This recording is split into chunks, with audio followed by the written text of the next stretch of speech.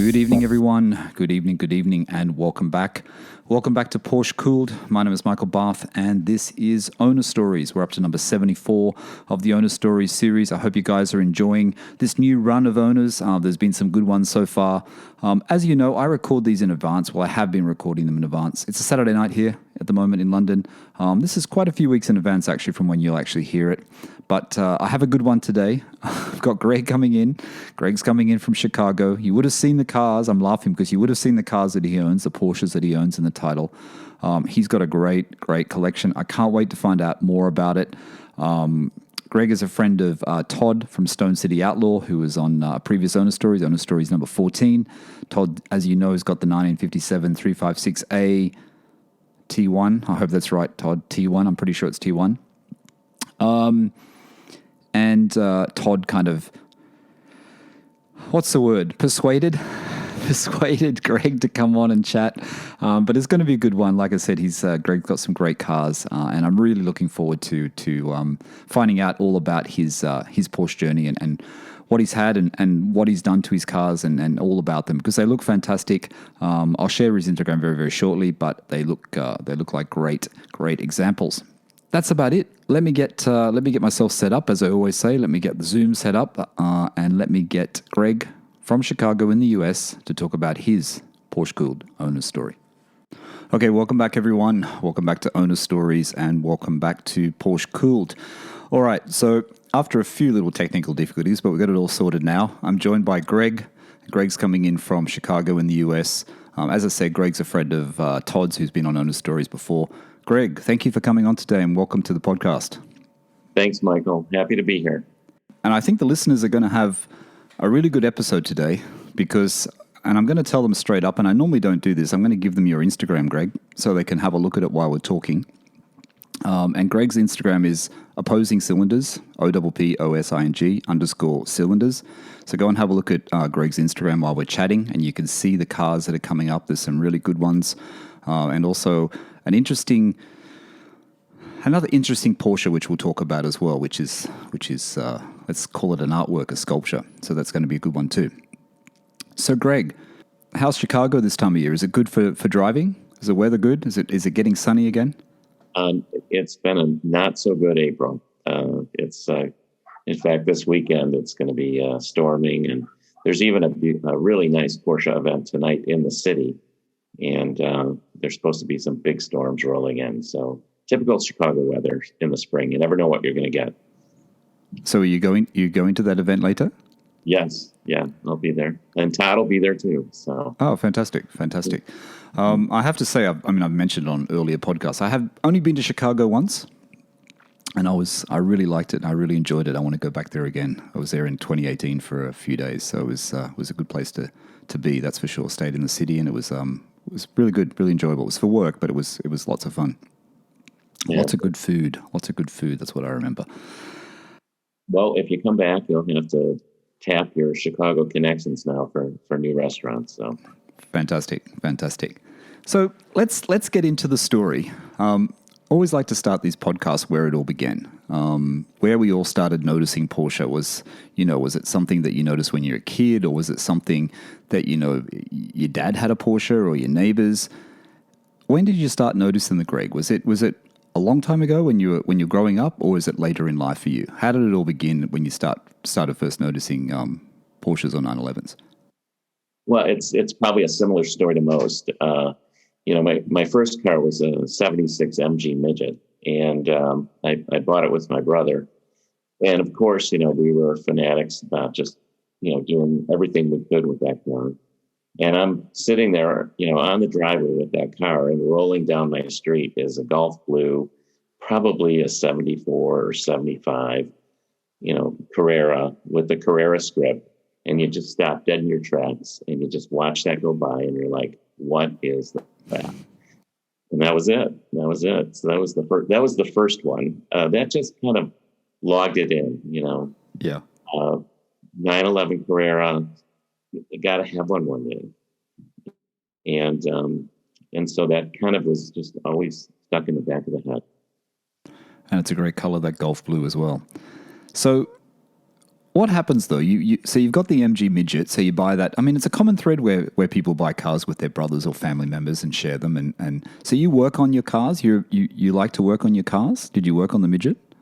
Whatever. I never dove into engine work, but especially with a car like that, if there were all the Lucas electronics and all that stuff. It was, I remember the starter relay failing, and that car was light enough where you could just run alongside and hop in, pop it in second and go. So so the relay went, and it took a few months to fix, but meanwhile it didn't slow us down at all. It was pretty funny.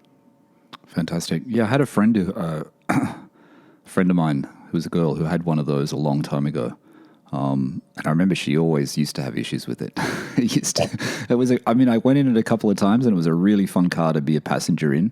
I mean, you're really low to the ground and you felt everything, but it was, she continually had issues with that car. It was just continually breaking down. So maybe she just had a bad one. Yeah. I mean, it was especially fun in the winters in Chicago doing donuts. It was just, it was a fun car to have. And that, you felt like you were going fast. You certainly weren't. So you're in a sports car, you got the roof down. What else happens along the way before we get into your cars? Because we've got a few cars to get through today, and the listeners would have seen it in the title. You've got 4 Porsches at the moment that you own, really good ones too, a great variety of Porsches. But before you got those cars, what were some of the memorable ones along the way? You had the MG. Was there anything else that something you look back at now and think, man, I wish I would have kept that car. That was a great car. I probably, I probably never had one of those, that I let go of. And it was a different time back then. You used them, you had fun with them, and you just moved on. And I didn't have any truly special cars.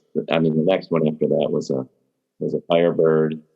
There was a Challenger in college that I spent a summer in Oklahoma, and the buddy I rode to Oklahoma with ended up leaving early, and so I had to find wheels, and so I just $1,400, and I'm now the owner of a red 72 Challenger with a 318. So used that and brought it. Went from Oklahoma, no rust, to Chicago, and it disintegrated in front of my eyes.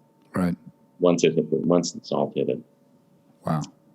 But, and that, getting through college, it's funny because an old girlfriend got me a book, and it was a Porsche book, Porsche 911. And, I was talking about it then, and I still have that book.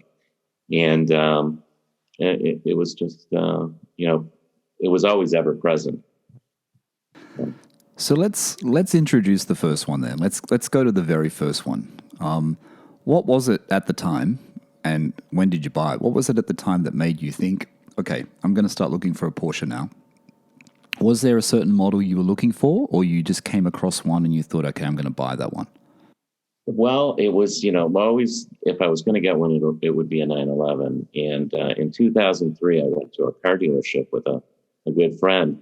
And he was looking to buy a car, not even a Porsche, but it was a multi-make dealership. They had many makes, and I think he was looking at Mercedes, but I just went right to the Porsche side of the dealership. And he ended up not buying anything, and I bought a Porsche. And at that time, it was an 03 Cabriolet. A base cab with just a lot of unusual options. That car, by the way, was I did let it go, but I let it go to my brother-in-law, and it actually inspired a recent purchase. So you bought an 03 cab, so a 996 cab, and like you said, you've got a current one at the moment as well. So we'll get into that once we go through the order. How long did you keep that one for? About 10 years. Oh, you kept it for 10 years, so a long time. So you really enjoyed that car. Yeah. Was it a manual? Was it a manual, or what were the options, the main options of that car, Greg? So it was a manual, but it had some unusual options, and it's nice that it's still in the family. But it was it also had the sport exhaust, it had sport seats, and it had an aluminum steering wheel. Okay. So for a base cab, somebody optioned it out pretty good, but they never. It seemed like it must have been a special order to the dealership at the time, but it was at a time in '03 where they weren't selling a lot of Porsches, and that one had been on the dealership lot for probably 8 months. Something you wouldn't even imagine today. And so I ended up buying a car, and I really enjoyed it. But it was more, I wasn't really truly into the hobby at that point. I love vehicles, and I wasn't super active in the Porsche club. I did a few little things here and there, but not really. It was just more fun for me. And at the time, young kids, they could fit in the back seat, so it was fun. So what other cars did you have at the time then? You just had normal family cars alongside the 911, alongside the cab?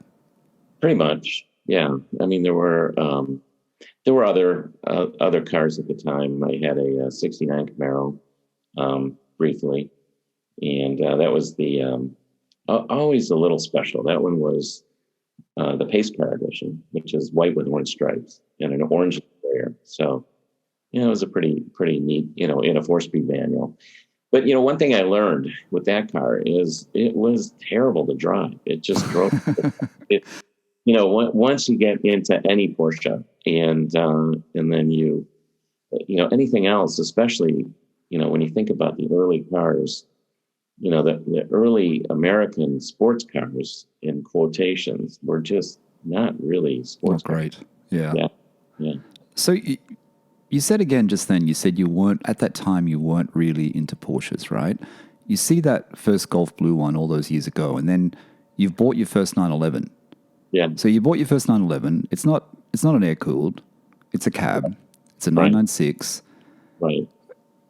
Did it not feel like you had the right one when you bought it? I mean, you kept it for quite some time, but you said you weren't really into it. Was it just a car for you at the time? Was it just a sports car to enjoy? It wasn't really a passion at that point. It was a passion, but not a share. It's different now. So I'm very active in the Porsche community, and I'm having just a great time with connecting with people who are like-minded and just have fun in that arena. And so during that time, I loved that Porsche. In fact, in 2010, the Porsche Parade was in Chicago, and I entered it in the Concours. And so for a few months, I did full Concours on that car. So at 10 years old, I was all over that thing, underneath it, in the wheel wells, scraping off Cosmoline, just doing all kinds of stuff to prep that car. And, it was at a time when the internet wasn't what it is now, and YouTube wasn't what it is now. Yeah. And the crazy thing is, if I were doing that today, the first thing I would do is go to YouTube and say, how do you prep a car for Porsche Parade? Yeah. I was all over that thing. And the crazy thing is, when they judged the car, they asked me to take out the spare tire. And I had never taken out the spare tire. So I took out the spare tire. And sure enough, there were a few bits of things under the spare. Oh, really? So they check underneath the tire to make sure it's completely clean. Yeah, and that put me into second place. So really, yeah, I would have been first, but didn't know to take that tire out. So wow. for anybody showing in National Concours, you better take the spare out and look under there. Okay, so you have the first 911, the 996. We're gonna brush over that now. And we're gonna go into the next one, right? The next one that you purchased. So you said you kept it in the family. It goes to a family member. You still see the car, still being looked after. It's still there. How long before you get your next one? When you sell that one, how long before you get your next Porsche? It was probably 4 years later, about 4 years later. And listeners always like to know, was there a reason for the gap? Was it just because you just wanted to try something different, something new? It just there were things going, life was, getting in the way. Yep. And, I just, at that time, the hobby, there wasn't room for the hobby. But then I'm reading a newspaper, right? So this was probably in 2015, and newspapers still had content in them. And I read an article about 80s cars. Yeah. And in the article, it said that, the 80s cars were going to be up and coming because, all those kids who are in high school are going to want them. Yes. And I thought to myself, you know what? If I don't do it now, it'll probably never happen. And so that's what sparked the first purchase. So where do you start looking? So it's 2015, you start looking? Yeah. But actually the choice of that car, there was another Porsche experience that because that was the first one I went after. So that's the 1989 Porsche Turbo S. Which are not easy cars to find, are they? Is it a manual? It is. So they're difficult cars to find. So how long did it take you? And what was the experience you had before? But how long did it take you to find that car? It took probably about, I would say, about at least 6 months. And where did you end up finding it? Was it an auction site at the time, or is it classified? Is it online? Or was it a friend of a friend? How did you find the car, Greg? So, I usually, you look in all the normal places. You look at eBay, and you look at the time Craigslist was popular. Yep. And, you look at dealerships, and I had actually, on a forum, at the time Pelican Parts had a very active, forum. And I had found a couple on there that were not as advertised. And at that time, I was actually, there was one that I had found, and I thought it was the right car. And it's funny because nowadays you can, you tend to purchase a car without seeing it online. Yeah. And I almost did that because this was supposedly a reputable guy who had been a past PCA president. Right. And he had dabbled in selling cars, and he was very knowledgeable on Porsche. And I almost bought that car without seeing it. And then I said, well, I better go see it. And I went to see it, and sure enough, it was ill advertised. There was rust everywhere, and I learned a big lesson. So then I thought, well, as I was perusing sites, I thought, well, let me just try Auto Trader. Something you wouldn't expect to find. You do see Porsches on there, but you wouldn't expect to find something a little older. Yeah. And sure enough, this one popped up out of Minnesota. So what was it? Tell the listeners exactly what it was, what you found. So it was a 1989 Guards Red 944 Turbo S. Relatively low miles, about 54,000. And the thing about those cars is it was the last year for the 944 Turbo, and the S model had come out mid 1988. They probably made about 600 of those. And in 1989 US, they made about 1,400 turbo. Wow. So not a lot, and a lot of them get used on the tracks. So to find a stock Turbo S was hard. This one was, of course I went to go see it. And it was just in great, original shape. I mean, typical of those cars. It had, some paint work done, but, excellent, history, a stack of receipts, 2 inches high. So it was the great car. It was perfect. It looks like a beautiful example. That's for sure. So the decals and everything were on that, or you added the decals? Well, I added the decal. It had a decal. So, I mean, that is, one of the things about Porsche strips. They're just so beautiful, and they just have so much character. So what was the feeling then? So you had the cab originally, the 996 cab, and now you're into a transaxle. You dip the water in a transaxle. You haven't just got any transaxle. You've got the 911, the 944, Turbo S. Iconic color, manual, very sought after car. How did the driving experience feel? You pick up that car, first time, Greg, and you're driving it. How did it feel compared to the memories of the 911?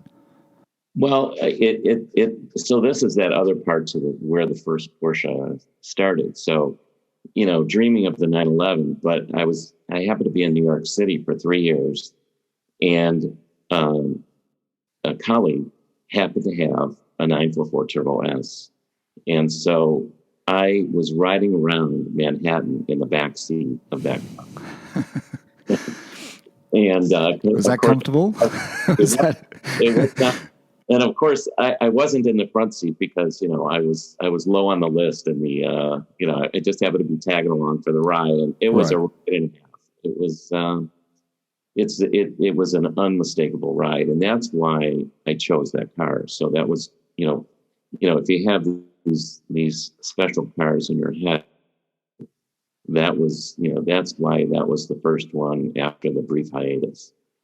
Yeah, when you drive that car, it is so much different because of the rush of that turbo. It's insane. It's funny, the 944, isn't it? It was really overlooked for quite some time, right? And even when you bought it, it was probably still not, people weren't really looking at it as much as they are today. I mean, we know the prices have gone crazy, and anyone that can get a turbo or a Turbo S, or I think isn't there an anniversary edition or some special edition? I think I saw one come up for sale in Australia, which was in a sort of rose color or something. I'm not sure what that one was. That was the original Turbo S in '88, and they came out. Probably half of them silver rose, right? Silver rose, yeah, with the kind of pink red clad interior. That was the original. Yeah, which is a really cool looking car. Yeah, so this one. This one was certainly special. It was special. In fact, a buddy of mine had just purchased a new 911, and those cars don't have a ton of torque. So from 0 to about 30, they're just they lag a little. So I said to my friend, I said, okay, you've got your new, I think it was like a 2016 or 2017 911. I said, let's just start from 30 miles an hour, and we'll go from there. And I beat him the whole way. Really? Oh, wow. Yeah. It's insane. Wow. Fantastic. In fact, I do a lot of the local drives and tours. And there was somebody who had a 911 Turbo, and a new one at the time. Right. And on those local tours, they're so much fun. And when we got out for like a little lunch or whatever, he walked up to me and goes, "That thing really scoots." I'm like, "Oh yeah." Okay. So what about the ownership journey so far with that 944 with the Turbo S? How has it been? Is it a reliable Porsche? I mean, a lot of listeners are listening and they're thinking, I can get into a 944, I can get into a 928, or I can get into a 996, maybe still at a reasonable price, maybe not a full sorted version. But what is the reliability like? Has it been a pretty good car for the last few years? It has been. I mean, it does require, the timing belt service, water pump service, which are given. But and so I've kept up with that service, and it has been a tremendously reliable machine. Absolutely perfect. So that's good. And it's got a great interior as well, hasn't it? I like all the switches and all the dash of the 944. There's something pretty special, and the pop-up lights as well. Oh yeah. Yeah, it's really a throwback. It truly is, and it is such a different driving experience than the 911. So you've got the 944, you've got the Turbo S, 944 Turbo S. So is this the tipping point? Is this when you're thinking, okay, I'm gonna dive deeper into this Porsche world. I'm enjoying this. I'm going to events. I'm driving the car. Do you then start looking for another one to add to it? It was that news article. It was the 80s. And the 80s. It was, I said, okay, that was the original 911. That was the one that was, if you look at it, the last of the 80s, so 86 or 87 and 88 and 89, those are the last of the G series. And those were very similar, with the impact bumpers from 1974. So that car with Carrera script was what I was going after, and so I just thought, all right, let's just see what falls into my lap. And I actually noticed an ad. So there's a local broker who sells cars, and he's done this in the Chicago area for many years. Right. And I noticed in the PCA magazine, he would always have an ad. And sure enough, that Guards Red, and it's called, that Guards Red 911 was posted in that ad. And I watched it for like every month it would come. And every month I would turn to his ad, and every month it was still there. Right. And so I finally called on it. And so it was absolutely crazy, but just just a diamond in the rough, really.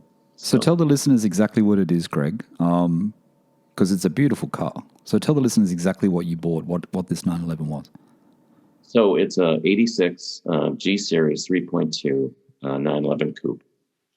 Low miles for that car. It had about 42,000. It was February in a brutal snowstorm in a town about an hour away. And I called the previous owner, and he was a kid, a 26-year-old kid. And I'm talking to this kid, and he's like, yeah, I've had this car for a few years, and I want to sell it. I'm like, okay, I'll come take a look at it. So, in a driving 10-inch snowstorm on the highways, went to see this car.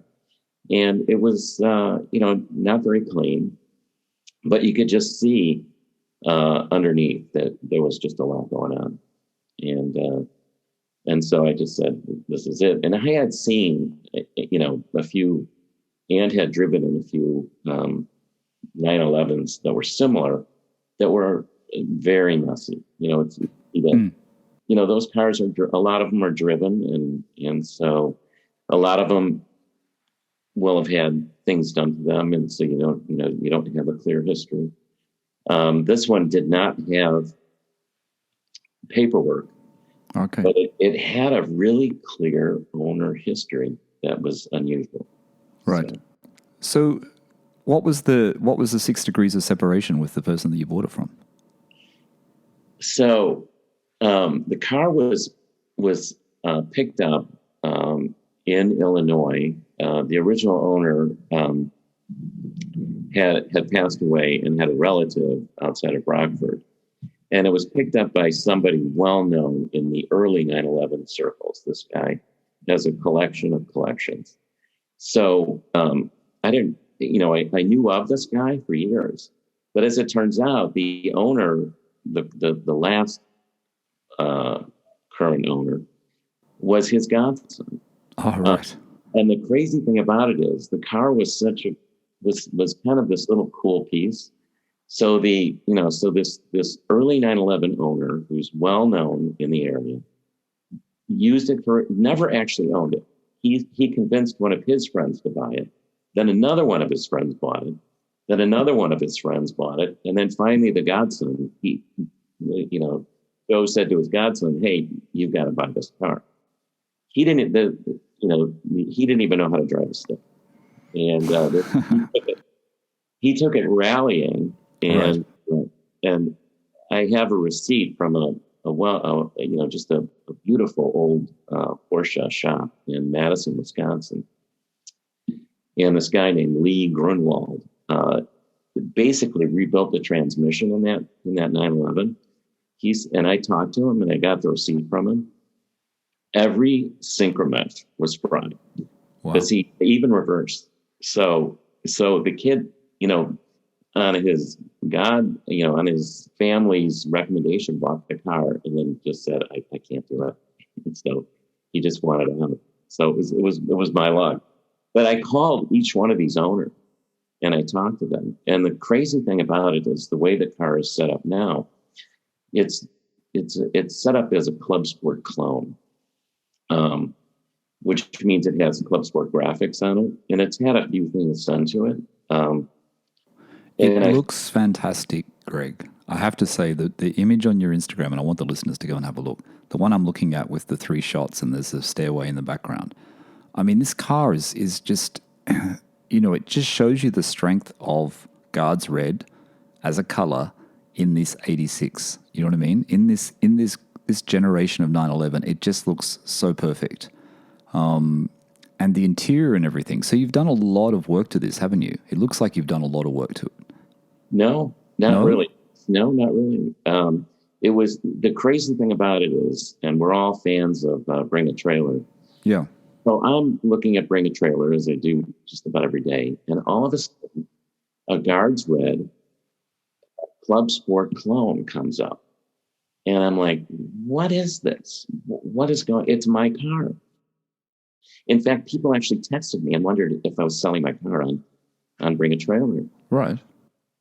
As it turns out, there were about 5 of those cars created by Kelly Moss Racing in Madison. Okay.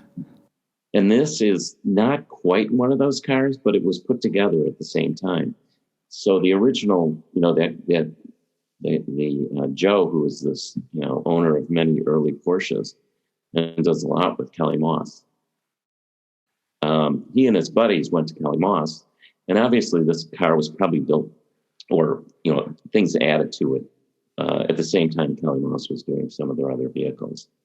So it has a little tie to that. So the wheels are wider. It sits a little lower. It's got Euro suspension. The only thing I did to it was I sourced the sport seats.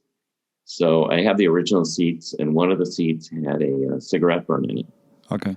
So I actually thought, well, let's rather than get that seat recovered with new leather, I thought, let me see if I can find some sports seats. So I found some out of California, had them direct shipped to a local upholsterer. He took the old leather off one of those seats and repaired the original seats. So I still have them, but the sports seats are just fantastic. Yeah, the sports seats look great. And you got the different steering wheel as well. And the mats. Yes. The mats are a good addition as well. The checkerboard sort of. Are they Cocoa mats or are they something else? Yeah, they're the newer Cocoa mats. Yeah, they look good. They look good. Just explain to the listeners what a Club Sport version of this car is, though. For the listeners that don't know, is the Club Sport was just the lightweight version that they brought out at the time, or what was a Club Sport? It was. So you could almost say that I believe it was from 86 and 87, only in Europe, not in the US. They created that version. It was actually cheaper. It had, bare bones HVAC. It had no sound deadening. It was a lightweight version for racing. And you could almost say it's reminiscent of the 73 911, or the RFs, 911 RFs. They only made about maybe at most, I think, a few hundred, and those things change hands for very high prices these days. Yeah. It was a strange one, though, wasn't it? Because like you said, it was cheaper. It was a lightweight version, but it was actually cheaper than the standard model. Well, that's how it was done back then. You weren't getting air conditioning. You weren't getting, you weren't getting sound deadening. You weren't getting an audio system. So I think it was like, $1,500 cheaper. And they weren't very popular. Apparently, not a lot of people bought into them, but now they're very scarce. Did you do anything else to the interior, Greg? I'm looking at your interior shot now. I can see you've got the modern PCCM Classic Plus system, whatever it is. The dash looks in beautiful condition, the dashboard. Have you done any other work to the interior? No, I did change out the head unit. The head unit was, just a Sony-ish type, thing from probably the 90s. So I did source.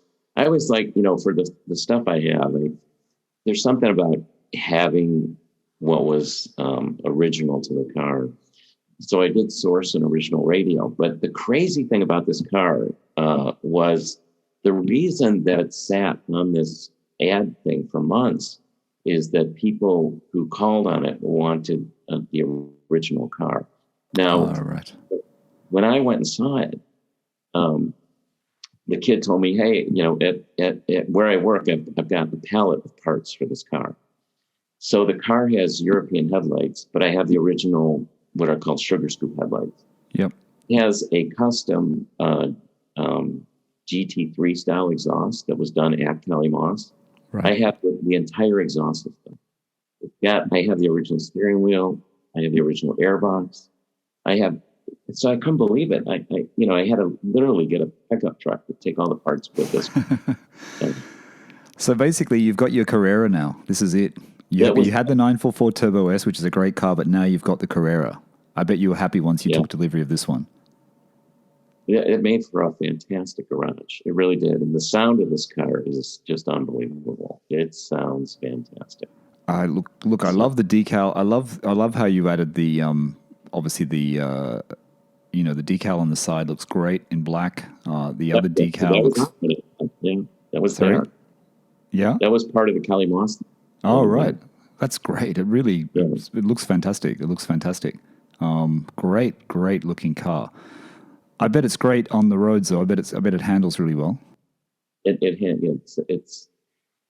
the classic Porsche. I mean, it just carves the curves. So when I did take this to Gingerman Raceway in Michigan, just to try out a driver's education event, a DE event. Yes. And I had not raced one. Now I've never done a lot of racing. I did a Porsche Experience once, so I got an idea of how to handle the new ones. But I thought let's see what this can do. So, but I did sit. At that event there were drivers that would sit next to you and take you through the track. So I had never done this track, nor had I done this car. So the driver said to me, and this guy had a full-on 964 race car, cooling, whole thing. He's now in the driver's seat. I'm in the passenger seat. And there's a Camaro ZL1 that he keeps catching up to, and the guy in the straights pulls away. But in the curves, this guy was on his bumper, and he finally had to let us pass. And I looked over, and the race, this guy who's now driving my car has a smile ear to ear. And I said to him, "Why are you smiling?" I said, "You got a full-on race car. What is it? Why are you so happy?" He goes, "This car's phenomenal." And it makes me happy. So. Yeah, it's great. It looks fantastic. What an example. What a car. So you've got two. Now you've got two Porsches in your garage. Both guards red. Yes, and I'm not a fan of red. You're not a fan of red? No, but I'm a fan of the cars. The stories, what came with the cars, what was.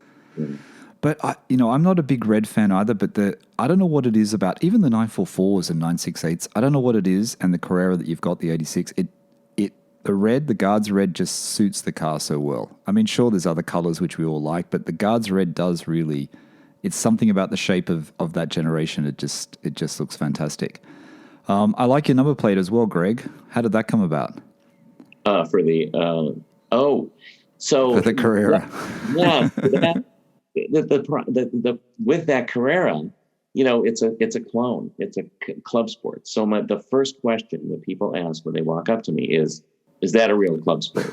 And I always have to explain that it's not a real club sport. So I just figured Poser was a good license plate for it. Yeah, it's a funny one.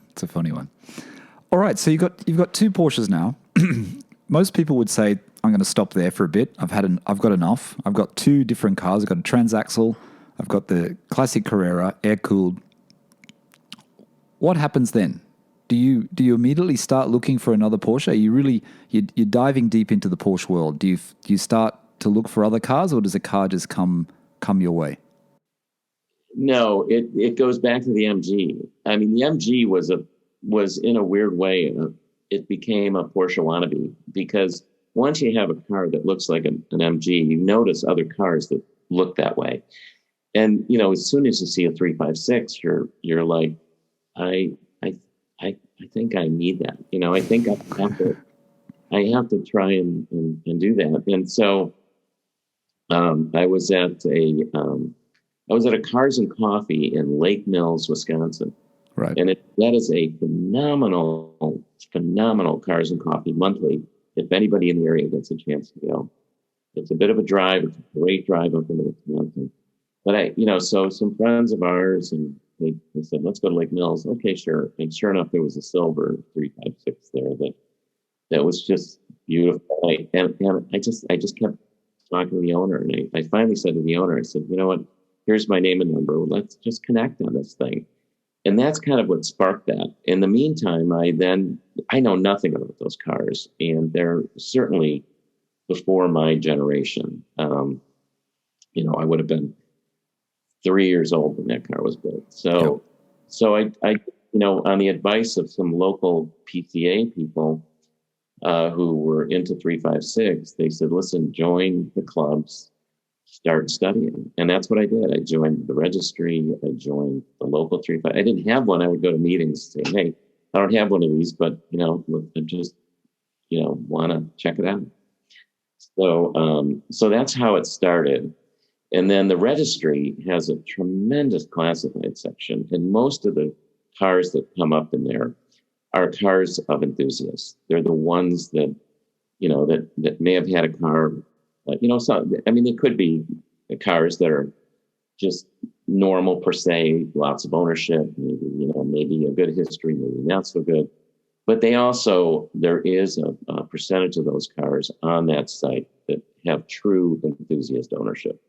So I really kind of gravitated toward that site when I was kind of looking, and I wasn't sure, but then I thought, well, let me just, I saw an ad, and again, same thing, watched for a few months, and it just stayed there. And I decided to go on it. So. How long ago was this, Greg? What year was this when you were looking for the 356? 2018. 2018. So the prices of 356s, as we know, they're not a cheap Porsche, that's for sure. They're quite expensive, especially. Three years before that, they would have been half as much. Exactly. In the early 2000s, in like 2011, 2012, you could have probably gotten any 356 for probably 30 grand, maybe 40. If it wasn't a special model. Absolutely. And then they went crazy. So again, it was one of those things. Well, I should probably do this, because if I don't, it's not going to happen. So tell the listeners what this car is and what it's all about, because it's got a great history, hasn't it? I mean, I've seen the images on your Instagram and the old ads and everything. Tell the listeners everything about this 356. It's a 356 SC, is that correct, or 356C? It's a 356C. So the history of the car is, and even in this month's Panorama, there's a story of a 356 that had ownership of a jet fighter pilot. And this is a jet fighter pilot car. So in 1964, a pilot stationed in France, a U.S. pilot from the Air Force, purchased this car and brought it back to Ohio. So he got restationed to Ohio, and it was very common in those years, because of the exchange rate for U.S. versus European. You could actually make money. So he had it for a year, and then put an ad in Car and Driver. And so sure enough, when I purchased this car, of course, it comes with the magazine, with the original ad, and so a young attorney in 1965 was looking for his first Porsche, and he bought this car. He kept it. It was his first Porsche that he owned, and he owned many Porsches after that, including Speedsters and 911s and you name it. And it was the last Porsche he sold. Right. And I just happened to call him in the middle of winter. I guess that's a thing for me. So I drove out in winter, and it was quite a ride to Columbus, and I saw this car, and of course he's an amateur flyer. He's got his, so he takes me to an airport hangar, right, in the middle of winter, and literally has to roll the plane out for me to see this. It was phenomenal. That's a great story, though. And what a guy, what an amazing guy, just absolutely unbelievable. A true enthusiast. And he's a retired U.S. judge on the Ohio Circuit Court. Right. So he's a young attorney at the time, and, tremendous career. He was tapped as to do that by Ronald Reagan. So Right. it was something. Wow. And then the pilot, in his own right, is an American hero. I mean, this guy, you can read about him. So when I purchased the car, one of the things that the judge told me is he said, I have to call the colonel, because he said when I bought the car that he has to have right of first refusal. Right. So the judge calls the colonel, and the colonel says, I'd love to buy the car back, but I just bought a Corvette. So I mean, just phenomenal stuff. But the best part about that. Oh, go ahead. Sorry. So the judge owned this car for how long, Greg? 50 years. 50 years he's had this car. And when you went to the hangar, sorry to interrupt. When you went to the hangar, what was he still driving the car? Was it in storage? What was the condition of the car? He was still driving it. So the story of his ownership of this car, and you had asked a question about C versus SC, is, he was part of, so in 1964, I mean, Porsche wasn't around for that long, and he was involved in some of the early PCA stuff and developing a Porsche club in that area. Okay. And he wanted to go racing with this car. So he and one of his buddies sourced an SC engine, period, that time, 67. The SC engine came from a priest in Pennsylvania. I don't know how, he couldn't quite remember how the priest had this engine. But the engine ends up in my car, and my engine ends up in a Speedster, and it's still in that same Speedster. So the engine was hopped up, and he went racing for a couple of seasons, SCCA. And after he did that, he tucked the car away. He just said it was nuts. Right. So he daily drove it. He just drove it from 65 to say 69. Wow, fantastic. So the owner that has the Speedster with your original engine? I know him. I know of him, and I've communicated with him. But he's a pretty high up guy in the 356 world, and right. And maybe someday we'll make an agreement on the engine. But right now, I just enjoy the car. It's phenomenal. But I loved your Instagram post, and I'm going to refer back to Instagram as well, because I love the post of the original ad. The ad that was in, was it Road and Track? Yes. And that's fantastic. And the prices, I think you mentioned in the post, the prices of the cars around it, of the other Porsches, it's just like, we really are in a different time, aren't we? I mean, when you see what's there for sale and the price of these cars, we laugh, but we also cry at the same time. It's quite crazy. It is. I mean, he should have bought a few of those other ones instead of this one. It's really something. So, so it was, it was a tremendous experience. Now, there is something unusual about the way I bought this car, and I think it's a story in and of itself.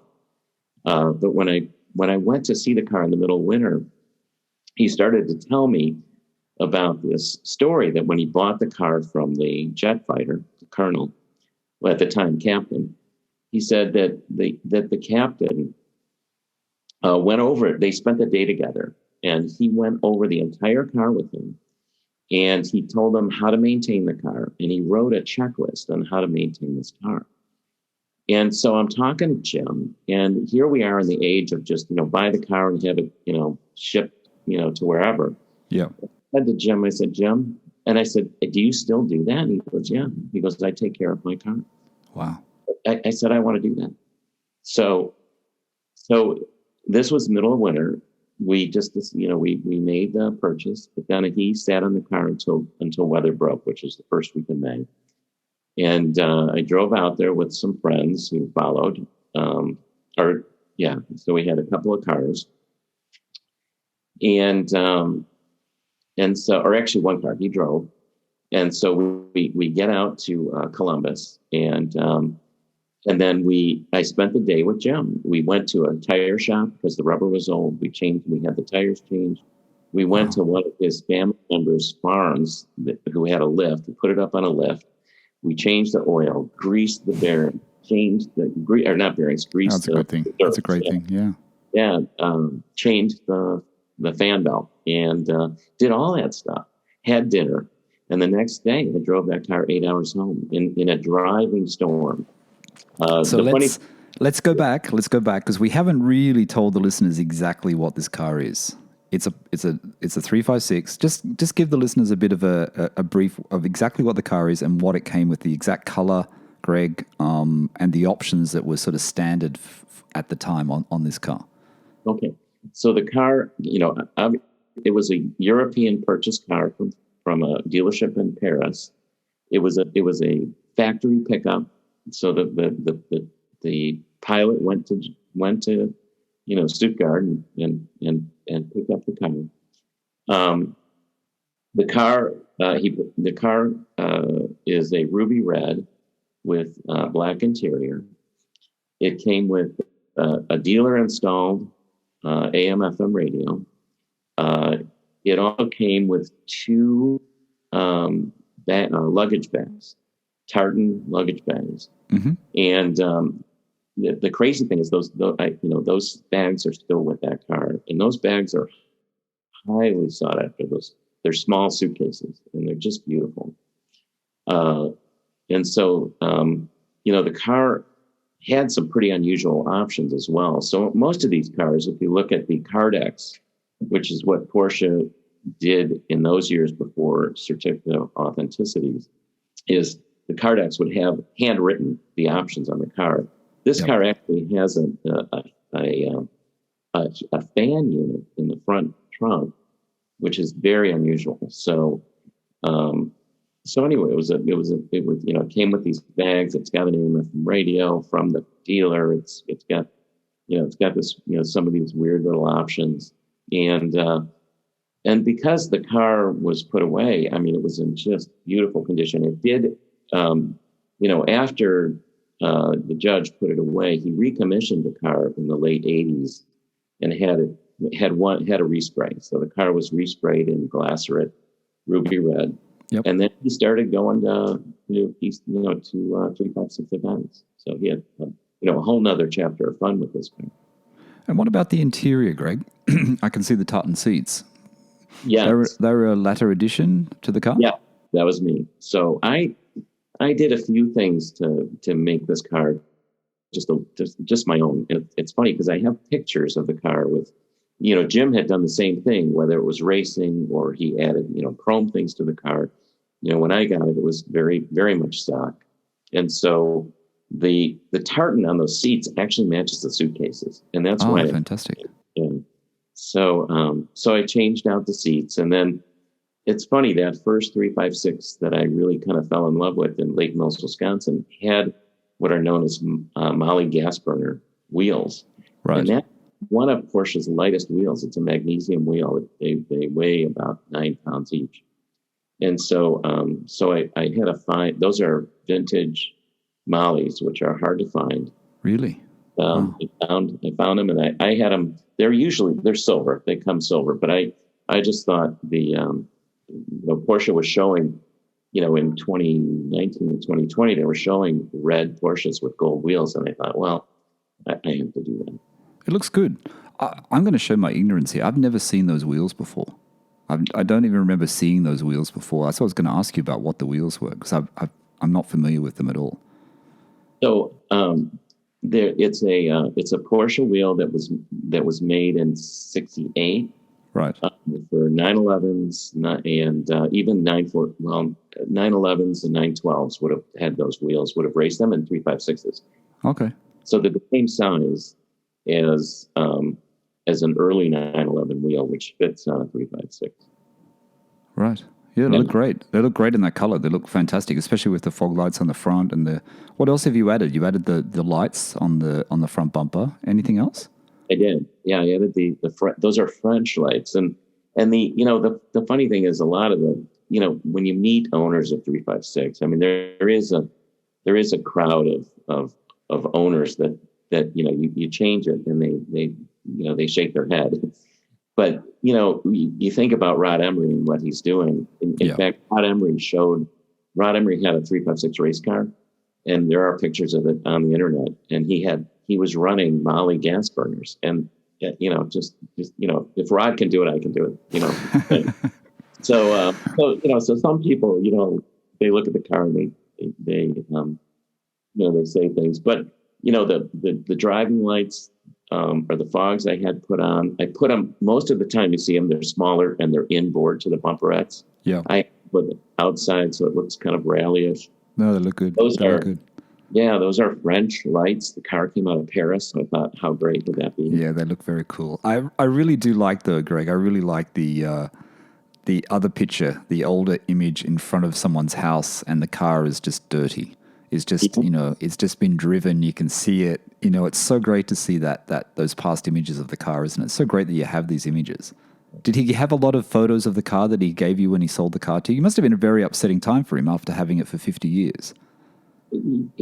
I think because we did it that way, I think it was really good because, we've communicated since. And he had boxes of stuff. And he said, just take it all. I'm like, okay. So there were posters and there were books and there were tons of stuff. And he just, it was great. And in one of those boxes were all these pictures. It was, regular photos that, crazy stuff. It's the sort of car we all want to find. Really, it is. It's the sort of Porsche this 356 that you have. It's something you're not going to let go, is it? It's something you're going to keep for a long time, for sure.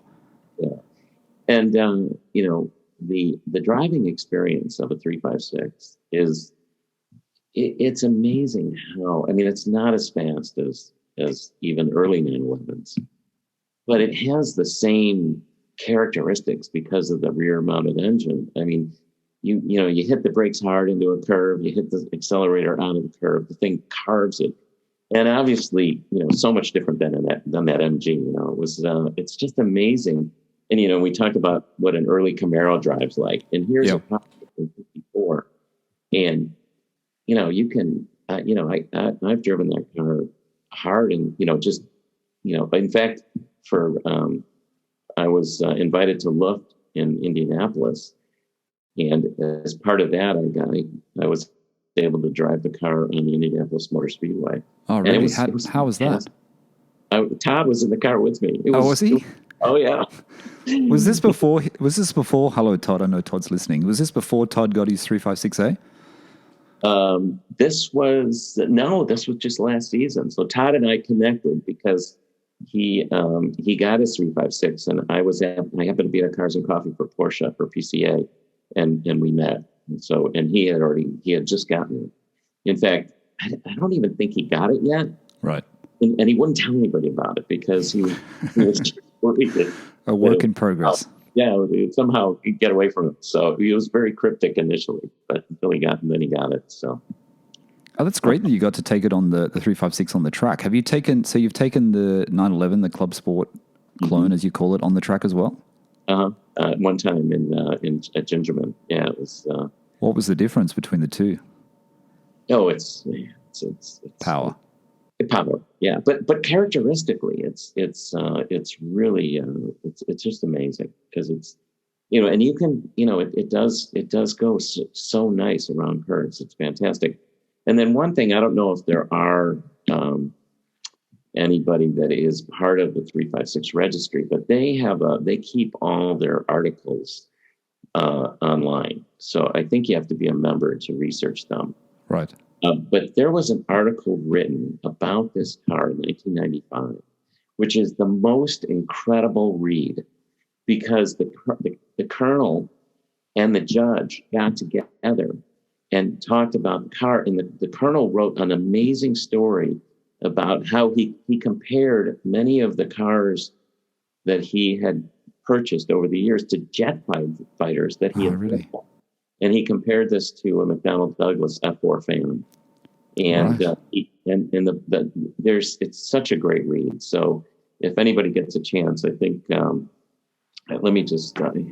Yeah, and I think you gave that to me in your notes. It's article. I'm going to tell the listeners actually, just in case people can access it all. It's on 356 registry. You said, but it's you said it's the article January February 1995. Favorite cars fighter planes Porsche 356 registry volume 18 number 5 history of the car from both Colonel Handley and Judge Graham. I'm going to search that out because I'd like to read that as well. That sounds it's unbelievable. And it talks about, it even talks about, the judge talks about how he changed the engine and went racing. But the words by how Captain Handley, wrote that article was it's just great. I mean, you could just see that he loved that car, so. Okay, Greg. So you've got 3 Porsches in your garage now. You've got 3 Porsches in your driveway. They're all red. And they're all red. So I'm guessing, it's hard. It's hard when you wake up in the morning and you think, which one am I going to drive? How do you know which one to take? Is there one that's always a favorite? We've got one more to go yet, but out of these 3 so far, is there one that's always a favorite? Yeah. No. No? No, I mean, it's hard. It's a tough decision, but it's a great problem to have. It's a great problem. It's a great place to be. So I'll tell you, you sit behind the turbo and you're going at you hit 3,000 RPM and you fly. You get behind the wheel of the 86 and it's that classic 911 feel and dynamic and physics and all that stuff and visceral and the noise of the engine behind you. And then you get into a 64C and you hold that delicate wheel. And it's just such a smooth, incredible, and what a throwback. I mean, and those vent windows, I mean, you talk about great AC. I mean, it's just open those things up on any hot day, you're fine. I mean, it's phenomenal. So you've got a 64, you've got the 356C, the 64, you've got an 86, and you've got an 89, 944 Turbo S. So when does it come about? Another one comes along. There's one more we have to go through. One more you want to talk about. And we're going back to the very beginning, aren't we? So how did the next car come about, which is not red, I'll point out. How did that one come about, Greg? Well, I really am enjoying the local PCA and, lots of just tremendous friends and the local drives and all that stuff. And so some of these, we have, we're so lucky to have, good events, and we have a great tour director for the local tours, their weekend tours. And so, I would take the 944 Turbo S on those, and certainly it would keep up, and it was so much fun. But I started to worry, driving hard and having fun and fast for a weekend. It may be too much for the car, because the last thing we want to do is have something serious happen. And so I thought, well, I need something to just drive, to just get in and go for long trips that I won't, that's reliable in a modern type of version, Yeah. So I went back to the 996. I just thought, you know what? And the crazy thing about it is, so I wanted to just get a 996 cab. I was looking for, a C4S is really what I would have liked. But then I thought, well, I just put the feelers out. And, again, there's all these little bugaboos with the 996. And in fact, when I had my first 996, I remember reading an article about Porsche engines and the fatal flaws throughout time. Yep. And I'm reading this article. I own a 996, and all of a sudden I'm like, oh, thank God I don't have one of these early cars because the engines are terrible. And the last half of the article was about the 996, and I'm like, oh. I even was afraid to drive the car. And when the IMS repair solutions came out, I was actually like first in line to grab that on my old, 996. So anyway, you just have to be careful because it's you have to just, again, pre-purchase inspections and know what, that kind of stuff. But Anyway, so I'm on Facebook Marketplace, and an ad pops up local again in February. I don't know why this is, but there wasn't even a picture yet, but it was at one of the local dealerships. Right. And I called on it, and they said, "Oh my God, we just posted this." I said, "Well, I'd like to come see it." They said, "Well, just they were closing. Just come by in the morning." So I come by at 10 in the morning to this dealership. It's again in the middle of winter.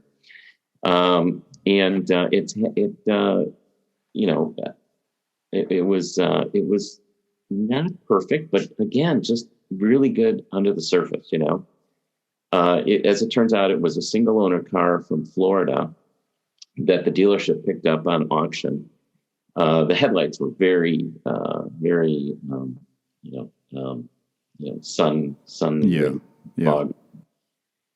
But other than that, it was kind of nice, but it was winter. So I thought, all right, let me take this thing for a test drive. So I take it for a test drive in winter. It's a Florida car. It doesn't even have PSSM. It doesn't have the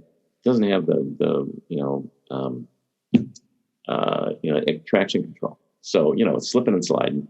But I go to a buddy of mine's garage, and he's got a 3-car garage, and he had one bay open. So we pulled it in, and we just start combing all around and under and over this car, and it looked really good.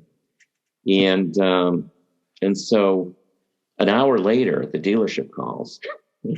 They're like, "Where are you?" Where are you? I'm like, "Oh, I'm on my way back." Now, I'm telling you, so 996 obviously has gone through its lows. Yes. But last year in February, I think was probably the start, maybe January, was the start of this rocket climb to value of these things, where they just about doubled in like 3 months. They have. But the Cabriolet in general, isn't it? I've noticed on Bring a Trailer, on Beverly Hills Car Club, on places here in the UK as well, that all of a sudden, all the Cabriolets are coming out. The 964 Cabriolets and 993 Cabriolets. There's a lot of Cabriolets on the market, and the prices are gone up on cabs in general, haven't they? It seems to be like, we went through all the others, and now all the cabs have gone up. And I think the 996 was a similar thing. The coupes went up, and then the cabs were a little bit slower to go up, and now everyone's realizing how great they are, and everyone's buying them again. Yeah. Oh yeah. So anyway, you said it wasn't a great example, and I'm looking at the images, and I want you to tell the listeners. Sorry, Greg. I want you to tell the listeners exactly what you bought. But it looks so well kept. This car. It looks immaculate. So it was a one-owner car. And I think it was in a parking garage in Florida, or maybe next to another car, because it had about probably 25 door dings on it. And it wasn't super clean. Again, right. But with the surface, you could tell. Most of the dings were superficial. So, after paintless dent repair and just I buffed out those headlights for almost half a day. And then just really cleaned up the car, and it was just beautiful. Now, the car, so it's a speed yellow 996 Cabriolet C2, so it's just a base cab. Now, how unusual is it to have from my first Cabriolet when I first saw it? Yeah, and it had sport seats, a silver wheel, and sport exhaust. This was the 03 black one that I had, that my brother-in-law now owns. This car has sport seats, a silver wheel, and sport exhaust. It's crazy because you never see that steering wheel. It's not a common wheel, is it? It's beautiful. Yeah. The other thing my car had was the aero kit, the rear aero kit and the side aero kit. And I just thought, it just made the car. To me, it makes that car. And it was funny because I was visiting California where my sister lives, and we were just heading to her house, and we're in traffic in Los Angeles. And I said to her, "Hey, Kim, that's Larry, 3 cars ahead of us." She's like, "How do you know?" I said, there's no other cab 2 996 like that, because it has that very rare aero kit wing that's designed for Cabrio. Actually, I found one on Facebook Marketplace, new old stock. Some guy was getting rid of in the box with all the pieces needed. Oh, right. Yeah. So I thought, okay. So it had to be painted yellow. And also, too, the other thing that was not so good about this car was the back of the sport seats. I don't know what this guy put in his back seat, but they were just awful. So I thought, all right, I'm going to get this wing painted. Why not paint the console and paint the backs of the seats? Like would have been an option in that era. So that looks great. It looks great. I'm a big fan of this painted console, I have to admit. Even in the 997, I've always sort of played with the idea of, even my car's only Arctic Silver, but I've always played with the idea of painting my center console in the silver, because I really, in Speed Yellow, in Guards Red, in Carrera White, the center console and the back of those sports seats, it just changes the whole car, doesn't it? It just looks great. It really does. And I love Speed Yellow. I mean, Marco, my friend Marco, obviously in Sydney, has got the Speed Yellow Turbo. And Speed Yellow color in the 996 is just a great color. And it changes so much in the light, that color, doesn't it, Greg? It does. And so I walked back into the dealership after an hour, and there is a crowd of salespeople, and they're all looking at me. And they're like, do you want to buy this car? And I'm like, well, maybe. And so they said, well, we have 12 people right now that want to buy this car. Really? 2 people from California. They're willing to wire the money right away. There were 2 people waiting in the dealership. There were other local people that had appointments later in the day. So, and here you are casually taking the car away for an hour or so. I sit down with the sales lady and I said, okay, let's talk price. How much do I get off of this car? And she looked at me and she said, are you kidding? I said, yeah, I understand. But the crazy thing is, it was, I mean, I don't know if I should say the price, but I'll say this. In last February, a Speed Yellow 996 Cab 2 with 40,000 miles, it was under 30. It was unbelievable. Well, they've doubled now, haven't they? They've at least doubled. I know in Australia, I know in the Australian market, I don't know about UK, but in London, but in Australia, I know that there were cabs at 40,000 Australian, and now they're 80,000 Australian. So they've doubled. Well, even the next week, I think the dealership had another one. But in silver, and it was 10 grand more, right? Because there was such a response.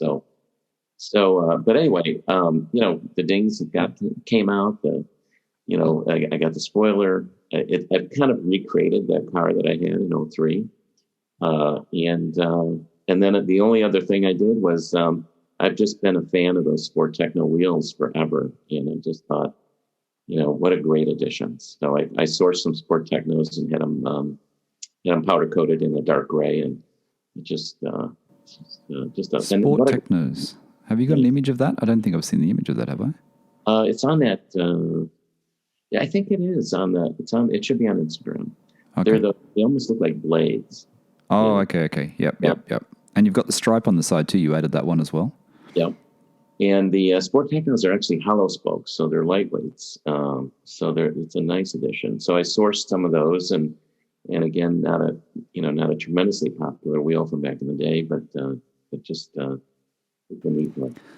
So you've gone full circle. You've come back to the cab, and it's a good one as well. So you've got not a red, not another Guards Red. You've got a Speed Yellow this time. So you've got a good combination there. Yeah. And I did put the Porsche radio, the Sport Classic, for the double DIN version for the 996, and it's got Apple CarPlay. I did have to. So the car had 40,000 miles. It didn't have the IMS done.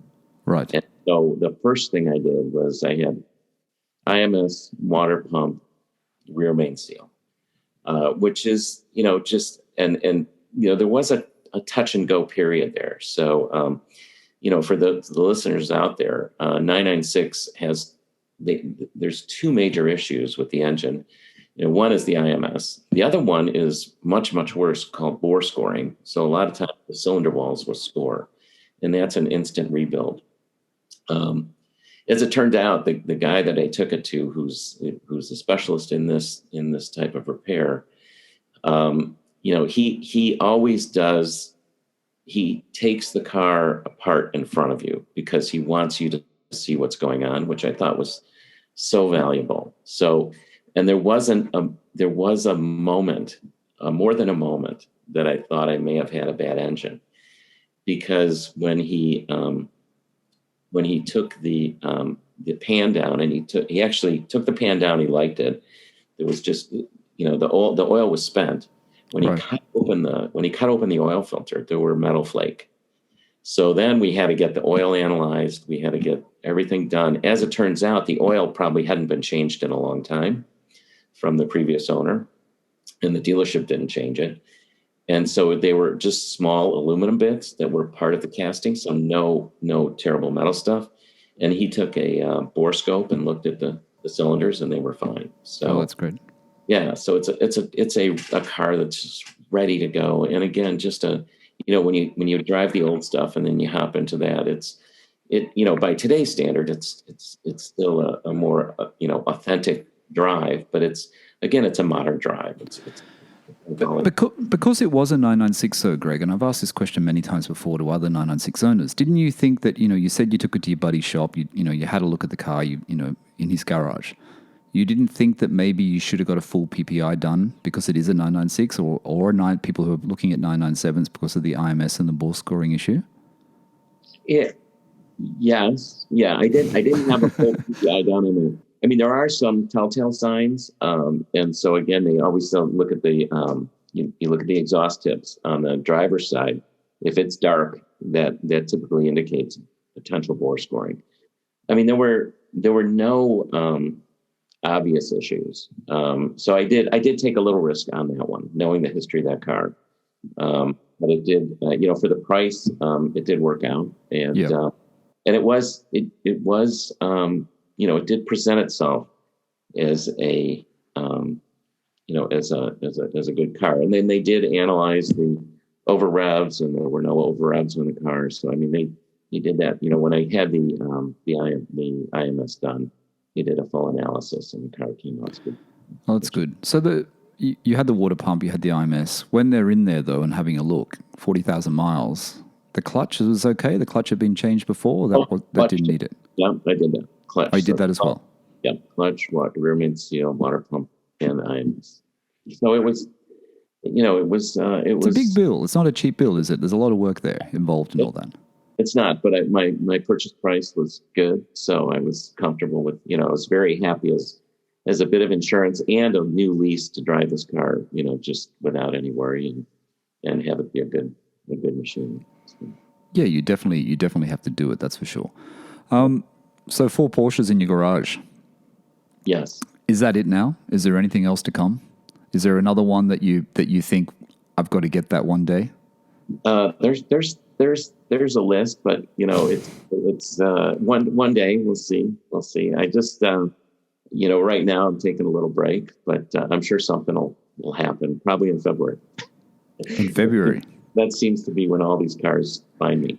So. I know. I was going to say you're big on finding them in winter. Is that because winter is always the bargain time, where you can always find the ones where there's not a lot of people looking during winter?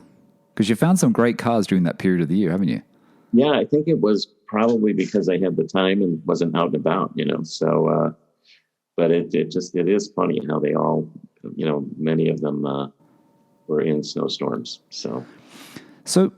Just for the listeners, though, Greg, the 4 cars that you own, the 4 Porsches that you own, which is the one which has probably got the highest maintenance for you since you've had it? I mean, obviously you've only had the cab for not very long, but what is the one that you'd say is costing you the most each year, just for maintenance wise? You know what? I mean, there were maintenance things like the IMS, like in the 944, the timing belt. I did do for the 356, I did redo the brakes, and I added a dual master cylinder. Okay.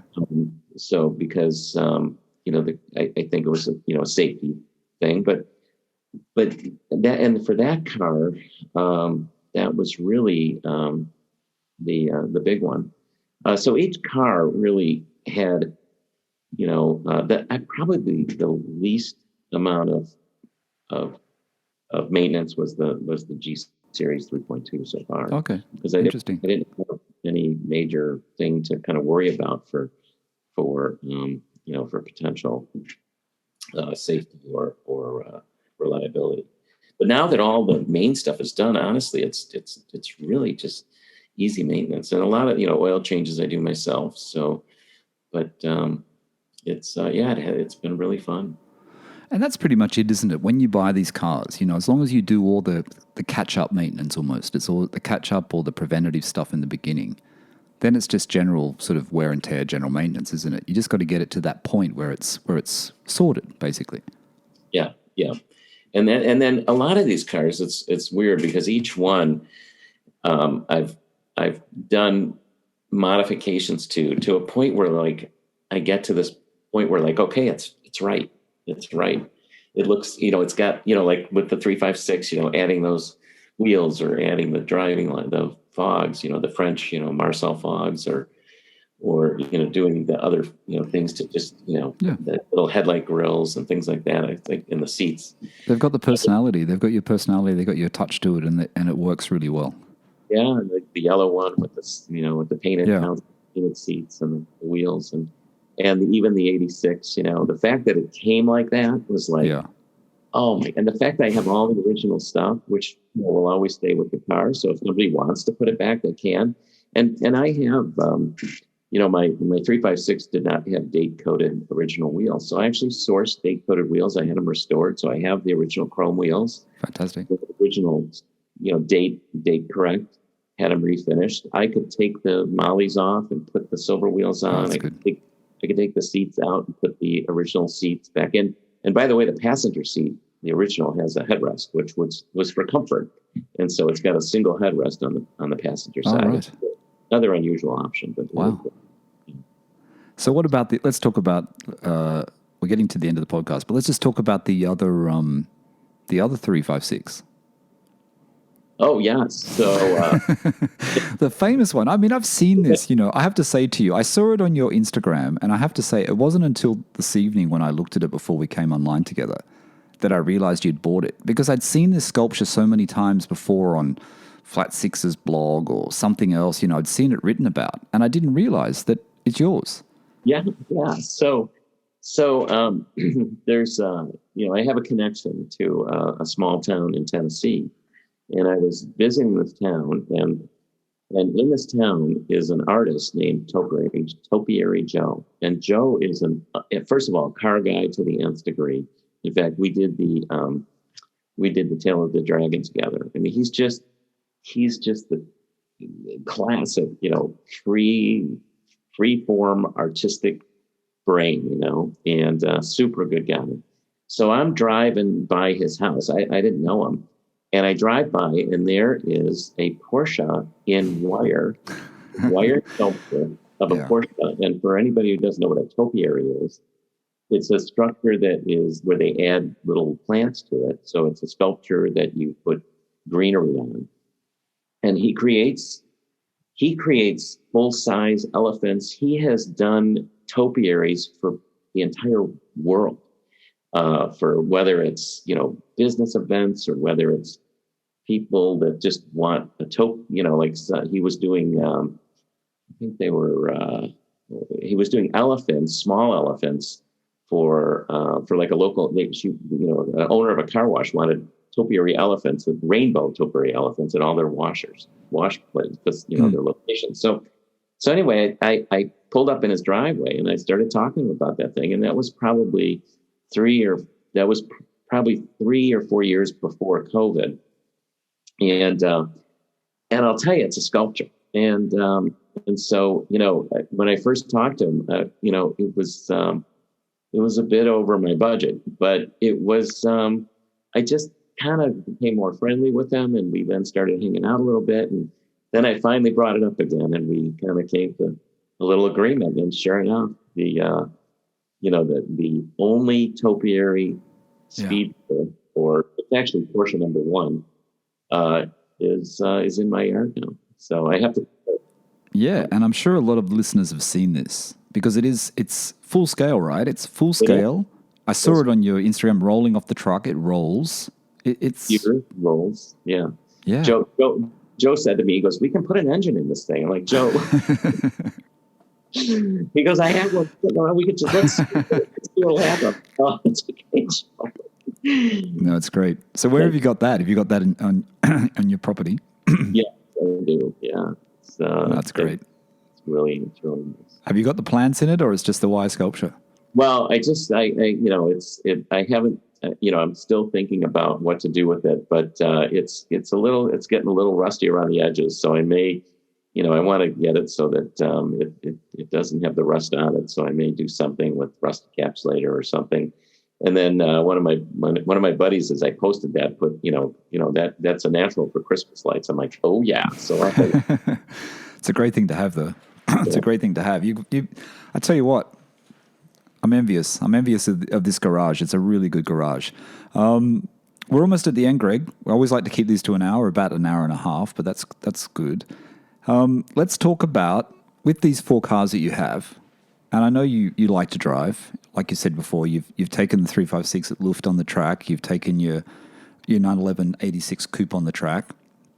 Where would you recommend for the listeners, anyone's coming to Chicago area, or even nearby states? Where would you say is the best place to really get your car out, to get your Porsche out and drive it? Okay, there's one drive that is just well known around the Chicago area, but it's about a 3-hour drive to Galena, Illinois. But there's something called the Old Stagecoach Trail, and you go from Lena to Galena, and it is a roller coaster. And most people think of Illinois as flat, and this road is just, tremendous. And so I would, if you ever get a chance to take a little excursion, Lena to Galena is fantastic. So. Fantastic. And what about Tail of the Dragon? Is it somewhere you like to drive? That's always on everyone's lips, isn't it? The Tail of the Dragon. Is it as good as what everyone makes out it to be? It is. It is. Okay. And, it's there's you have to be you have to be careful. You have to be careful because there's a lot of action, especially on the weekends. It's probably better to do it during the week. But my experience on Tail of the Dragon, I did the Rensport Dragon Rally, which is an organized event that holds twice a year. It's phenomenal. And the nice thing about that event is they really educate you. They call it staying between the mustard and the mayo, so between the white line and the yellow line, because there's so many curves, and you have to stay in your lane. You can't cut a curve because you won't see somebody coming at you. Right. And so it's a challenging drive, but it's exhilarating. Fantastic. It was funny. You'll see everything on there. It's crazy. I mean, you'll see Lambos I drove it, and you can drive it 2 different ways. Obviously, to and from there's a start finish on both ends. And as I finished up, there were about 100 VWs ready to go. Yeah, just Volkswagen buses and bugs, all hippied out, and they were going on the drag. So I mean, it's a really cool drive. Is there, if for someone like me that doesn't know much about it, is there a period of time which is a quieter time of year where you should go to the Tail of the Dragon, or is it always busy? Is it always just crazy? Yeah, I'm sure it's always busy, but I've been we did the Tail because they had a bunch of local drives, and there are many beautiful local drives in the area. But the Tail we did, I think, on a Thursday. And so again, I think middle week is probably better than weekend. And then obviously there are 4 seasons in that area, so you will get ice and snow and things like that. So but someone once told me about that area that there's a long spring and a long fall, and so probably 3/4 of the year is a great time to drive that road. All right, Greg, we're almost at the end. You said you were going to a Porsche event tonight in Chicago after we record, because we're recording this a little bit in advance. Your episode is, going to be live in a few weeks. Chicago's got a really good Porsche culture, hasn't it? There's that event in Chicago that you mentioned to me. Is it Check It Out Chicago, whatever it was called? What is that one called? Okay, so Check It Out is in the fall. Phenomenal event. And if you ever come back to Chicago, Michael, that's the weekend you should I'm going to come back at that time. That's why I'm asking you. It's already been announced. The date has been announced. And so there's one of the groups that helps, or that is the creator of Check It Out. They also have something called Low End Garage. And so they're having a little event tonight. We'll have to announce. Maybe you can. I think it's in August. Do you mind if I look up the date for Check It Out? Not at all. And I noticed. I just tell the listeners too on your Instagram, and I'll give the listeners your Instagram now before we close out the podcast. Greg's Instagram is @opposing_cylinders. So go and check out Greg's Instagram. Give him a follow and tell him you heard his story here on Owner's Stories. We didn't get to go through all the bikes that you have, but I know you have a few BMWs on there as well, Greg, which we didn't actually cover. But lots of great images. And also there's that picture I saw where you're in one of the books, aren't you? Yeah, that was, so my car was one of the feature cars and Checked It Out in 2019. And it was a story car. So one of the things that Checked It Out has done is focused on the story or the experience of Porsche ownership, that's why it's such a great event. And they do such a great job. For this year, it's August 27th, which is a Saturday. And if anybody wants to go to a premier Porsche event that is really, I think, on the order of Luft and any other event, it's just tremendous. They do such a great job. Yeah, I have seen things about it over the years on, how many years has it been going for? A few years. Yeah, I think 2018 might have been the first year. I remember seeing posts about it, and I think someone sent it to me at one point and said this is a great event. I remember seeing it years ago, a few years back now. All right, that's good to look out for. Greg, we're at the end. Okay, well, I made it. We made it. Nothing to worry about. It was a great story. Look, there's so much to cover. It's always very difficult when owners are not difficult. It's great for me. I love talking about Porsches, as you know. But when you've got a few cars, it takes us a while to get through them all. I think we covered them all really, really well. Before we go, though, I want to ask you: is there a favorite? I don't make me choose. They're all so great. I would never. I would be hard pressed to let go of any one of them. So, yeah. Just because, and I hear that sometimes on the PorscheCooled stories where some of the owners will say, you know what, I kind of let this one go and then I let this one go. I'm thinking to myself, how did you let that go? It's a great collection, though. You've got a great variety of Porsches there. That's for sure. Fantastic. Greg, is there anything else you'd like to share with the listeners before we go? Just one thing, Michael. I'm so glad you're back, and I just think, I said this to you in a message, but I think what you provide for Porsche owners, for the regular guys, is just what we're doing out there. I mean, we listen to all these podcasts with all these, like Jerry Seinfelds of the world. And this is the real deal. And, Jerry was once one of us too, as far as, he's got his start and story, but it's so cool. And I have learned so much from the owners that you talk to, because, somebody who has a 996 and they had this particular issue or that issue, my ears open up. So I'm just happy you're back and love it. Thank you. Fantastic. Thank you, Greg. Thanks so much. All right. We'll leave it there. Greg, thanks so much for being on Owner Stories today. Much appreciated. Thank you. All right, everyone. That's Greg coming in from Chicago. What a collection. What a garage. 1964 356 C. Is it C, right? I keep going, yeah, C. 1986 911 Carrera. Club Sport clone, 1989 944 Turbo S, and an 03 996 Cabriolet in speed yellow. All right, everyone. Thanks for listening to the PorscheCooled Podcast. Bye for now.